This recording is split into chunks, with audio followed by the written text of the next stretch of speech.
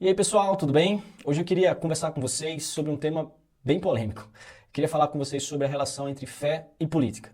Se você gosta desses dois temas e mora no Brasil, você sabe que isso realmente tem estado nas nossas discussões nos últimos anos, né?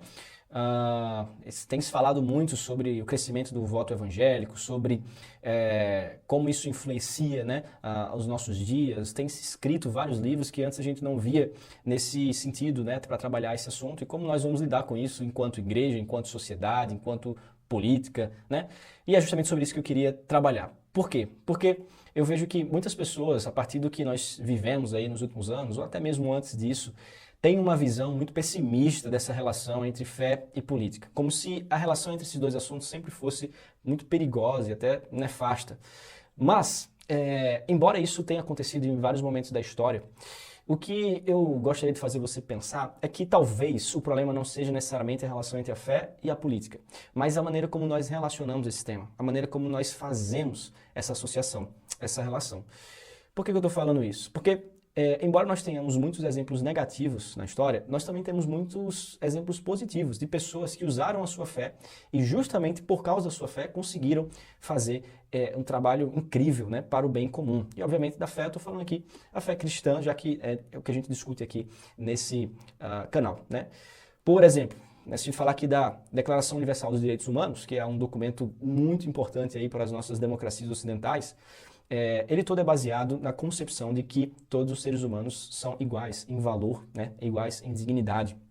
Isso pode parecer algo muito simples, muito fácil de se assumir, mas na verdade não, né? Isso é algo extremamente recente, essa concepção filosófica é extremamente recente na história da humanidade. E isso certamente teve uma contribuição muito importante da fé, ao entender que se todos nós fomos feitos da semelhança de Deus, né? Assim diz a Bíblia, então necessariamente nós temos então o mesmo valor, a mesma dignidade, né? Ao contrário do que diziam várias outras sociedades aí ao longo do tempo. Se a gente for pensar, por exemplo, na separação entre igreja e Estado, que é outra base fundamental para a nossa sociedade atual, esse movimento também é iniciado justamente pela Reforma Protestante, que é mais uma vez um movimento religioso, obviamente que com implicações políticas como essa, mas que parte aí de um contexto de fé. Ainda sobre a Reforma Protestante, a gente dá para usar o exemplo de João Calvino, que a partir do seu trabalho estimulou a criação de escolas públicas em Genebra, na Suíça, que certamente colhe os resultados disso até hoje. Não apenas escolas públicas para as crianças, mas também algumas universidades, né?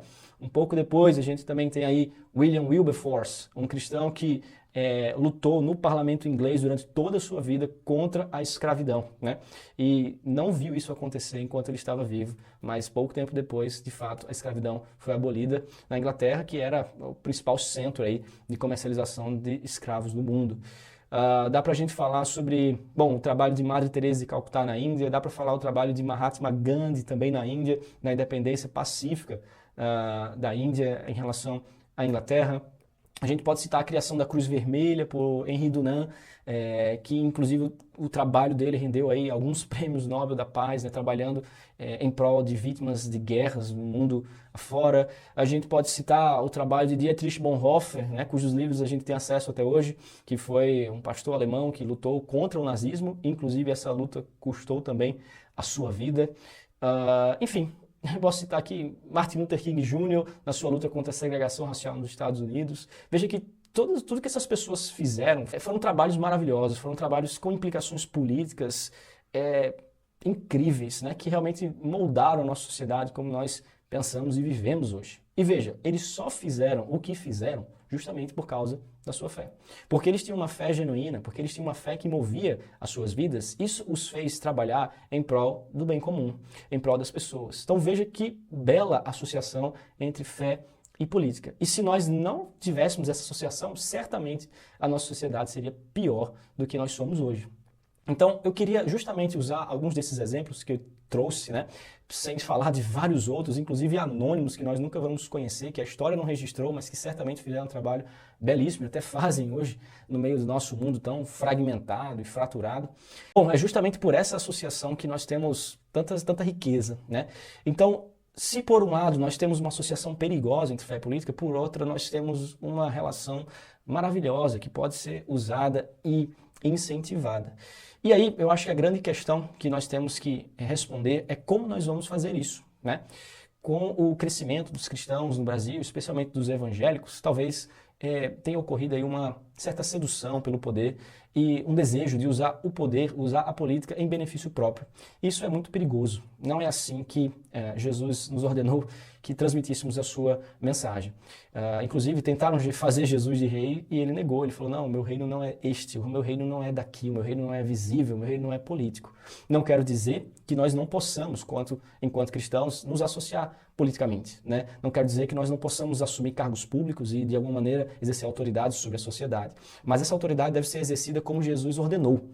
Uma autoridade servil, uma autoridade humilde, uma autoridade como quem está realmente interessado no bem comum e não simplesmente no meu eu ou no meu grupo. Né? Quando a gente usa a fé, né, de maneira a dominar as pessoas que estão ao nosso redor, bom, nós acabamos negando a própria essência da mensagem de Cristo. Mas quando nós usamos esse espaço e combinamos isso com a nossa fé de maneira verdadeira, cara, o potencial disso é gigantesco.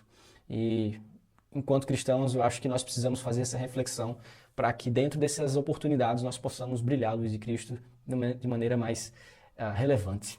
E se você não é cristão, também te convidaria a ter um olhar um pouco mais humilde diante dessa relação, reconhecendo que de fato existem relações perigosas, mas existem relações maravilhosas. E se nós tentarmos resistir a qualquer tipo de associação entre fé e política, certamente nós perderemos muito enquanto humanidade, né? Perderemos todos esses exemplos que eu dei, né? Certamente nós teríamos muitos outros problemas que foram resolvidos a partir dessa associação. Então, era isso que eu queria trazer hoje. Espero que isso edifique a sua vida e a gente se encontra aí no próximo vídeo.